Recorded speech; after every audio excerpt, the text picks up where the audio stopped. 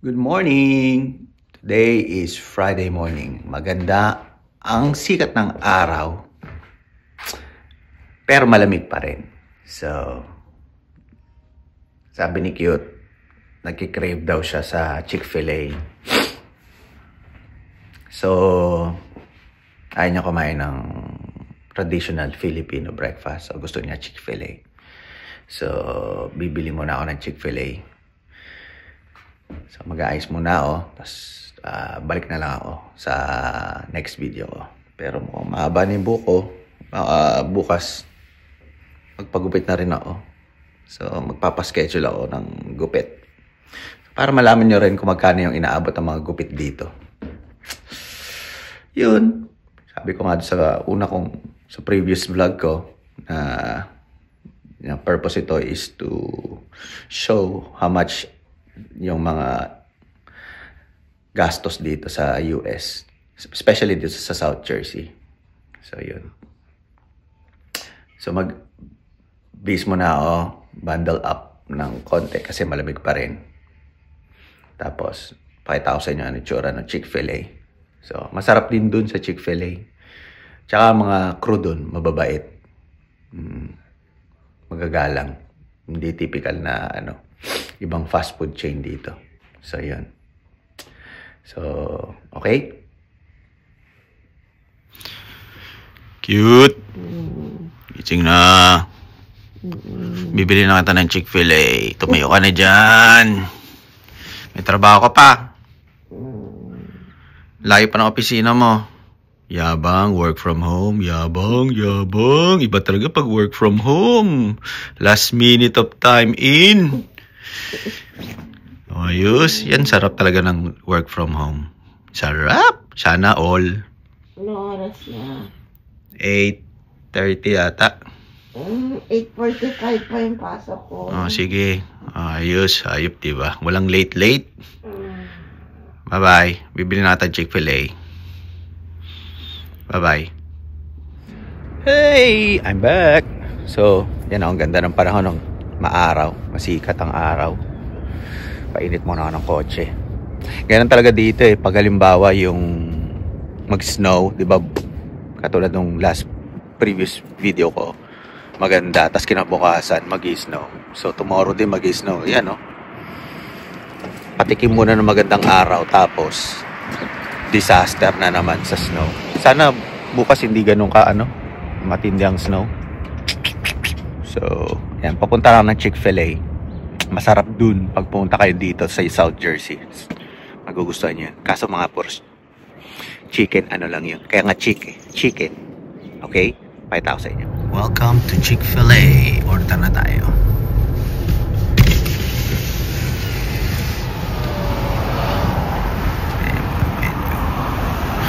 It's great to hear. Chick-fil-A Mines. Izzy, what can I get served for you today? Hi, can I have one number 4? Sure, would you like the burrito or the bowl? The bowl. And we have bacon, chicken, sausage, or no meat bowl. The chicken. What can I get for you to drink with that? The cold brew iced coffee. The original one. Gotcha. Can I get you anything else? And one number, hold on. Numbers, excuse me. One number 6. Sure, bacon or sausage? Oh, I'm sorry. Make it number 7. Gotcha. And we have bacon, chicken, or sausage for the muffin. What would you like? The sausage. Gotcha. What can I get for you to drink with that? Same with the cold brew iced coffee. Gotcha. Can I get you anything else? Can you give me a 6 Delight creamer? You said 6 creamers? Yes, the Delight. Sure. Anything else? That's it. Alright, so I have the chicken bowl meal with the hash browns and original iced coffee, and then the sausage, egg, and cheese muffin meal with the hash brown and the original iced coffee with 6 creamers. Yep. It's going to be $20.32. Can I have a name?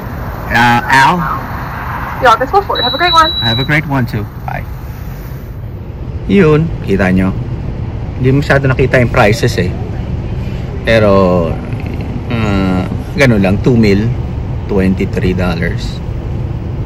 Breakfast. Parang McDonald's din. So, next vlog ko, ipakita ko sa inyo yung mga prices sa McDonald's para pag nag-tour kayo dito, kain kayo sa McDo, di ba? Okay? Okay. Pag ano, maya i-video ko yung itsura ng pagkain. Mag-drive muna ako. Alright, bye! Okay, nandito na ako. Nakakabili na ako ng breakfast ni Cute. So, mali pala yung sabi ko, hindi 23. 20 lang pala, $20. So, $20 in peso, kung i-ano ko ng 56 times 56, mga 1,000 pesos yun. So, yun, dalawang meal, 1,000 pesos. Hindi ko alam kung gaano karami na maabot na 1,000 pesos sa isang meal sa Pilipinas. Parang mga McDonald's. So, yun. Dito, nasa 20. Yun yung mga average na meal dito pag sa dalawang tao. Nasa $20. So, kung magta-travel kayo, at least, alam nyo na, may idea na kayo. Ano yung mababudget nyo, di ba? Pag gusto nyo kumain ng mga simpleng snack lang dito, mga ganun lang. Sa minimum $20. Dalawang tao na yun, ha? So, yun. Pakita ko sa'yo. Ano yung itsura ng Chick-fil-A. So, ito, ganito kalaki yung iced coffee namin. Binili, yan, iced coffee. Masarap din yung iced coffee na yan, eh. Kasi ito yung favorite. Ay, hindi yung favorite. Sabi ko, creamer na delight, eh. -10 sa akin tong nagbigay. Meron siyang delight ng creamer dun, eh. Anyway, gusto ko yung delight na creamer. Masarap yun, eh. Ito hindi ko type. Yan. Tapos, ito. Yan. Ano to, eh. Ang tawag dito, mami? Yung hash brown. Yan. Hash brown. Tag-isa kaming hash brown. Tapos, ito yung kay Cute. Yung kanyang bread.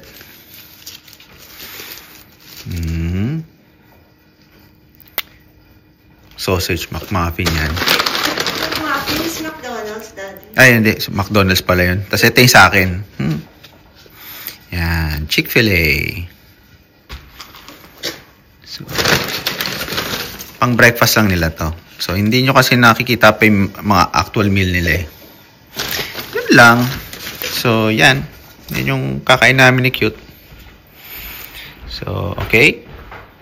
Kain muna kami. Papasok na ako, pero tingnan ko muna kung ano ang pinipare ni Cute na aking breakfast. Baon mo baon ko ba to? Nag-breakfast ka na, di ba? Hindi, para bukas. Ano ito? Big fish. Baked fish, wow, sarap. Try nyo yan, ano yan eh, baked bangus belly. Masarap yan.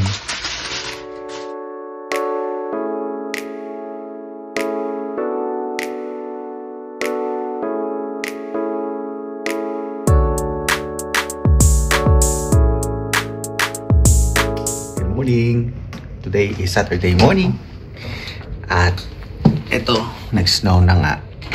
And ang maganda dito is ganito yan eh. Kung ba maaga pasok mo, kailangan mo magising ng maaga para magtanggal ng mga snow.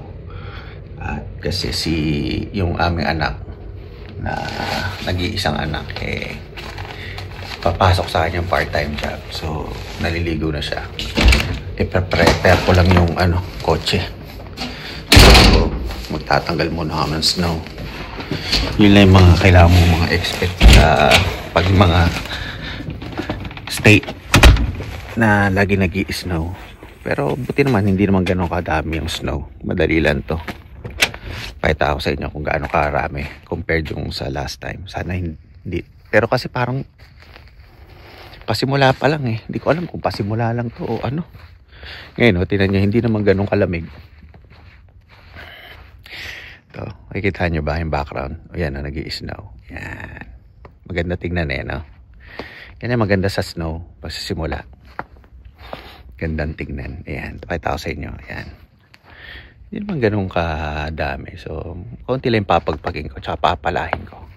So, yun lang. May workout na naman in the morning. Kasi yung pasok ng anak ko is 7 o'clock. Ano na ngayon, 6:15. So, naligo siya. So, sige, mamadali muna ako. Maya na po tayo, ha? Hello! Tapos na ako flow. So yan oh.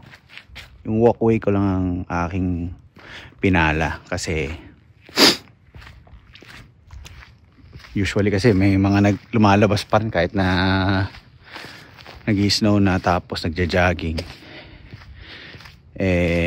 Delikado yan pag ganyan. At pag yan, responsibility mo yan. Kahit na siya ang nag-jogging at hindi nag-ingat, homeowner pa rin ang responsible. So yun, mag-ano muna ako. Tsaka ang init, pinagpapawisan pa ako. Yun yung sinasabi ko sa inyo, pag nag-snow, hindi ganun kalamig. So, pinagpapawisan ako, papalit muna ng t-shirt, baka magkasakit ako eh. Okay? Mamaya na lang. Dito ako ngayon sa aking barbershop. So, papakita ko sa inyo ang itsura nun name here by Ryan. Si Ryan, mabait din yan. Taga South Jersey kayo, dito kayo magpagupit sa Pennsauken, New Jersey.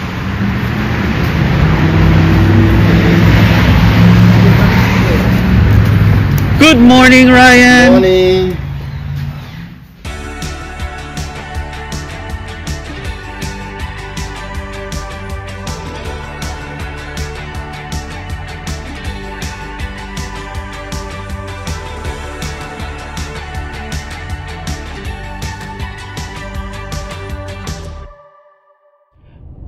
Yan, tapos na kami magpagupit. So, yung charge sa akin is magkano yun? 20 20. Kay Cute is 35. 35. Plus magtitip ka pa ng tag 5. Depende naman sa'yo kung magkano gusto mo itip. Kaya lang tig $5 o $10 para sa atin dalawa. So yun, do the math. 65. Okay. Kaya hindi kami madalas magpagupit. Kaya minsan yung mahaba ng buhok namin bago kami magpagupit. Ako after 2 to 3 months pa ulit ako magpapagupit. Siya mga 5 weeks to, mga ganun. So yung sa ano, isasama ko, hopefully mailagay ko dito yung dati kong, so yun, try kong i-upload yung itsura ko dati nung nagpagupit ako dito nung mga first few months kong bago ako dito sa US. Siguro mga 1 taon ko tiniis yung ganung itsura ng buhok ko, ng gupit, bago ko nakilala to si Ryan. So dito na ako, ever since dito na ako nagpapagupit kasi siya na yung medyo kumbaga maayos na gupit na nakikita ko dito. So yun, bye, see you on our next vlog.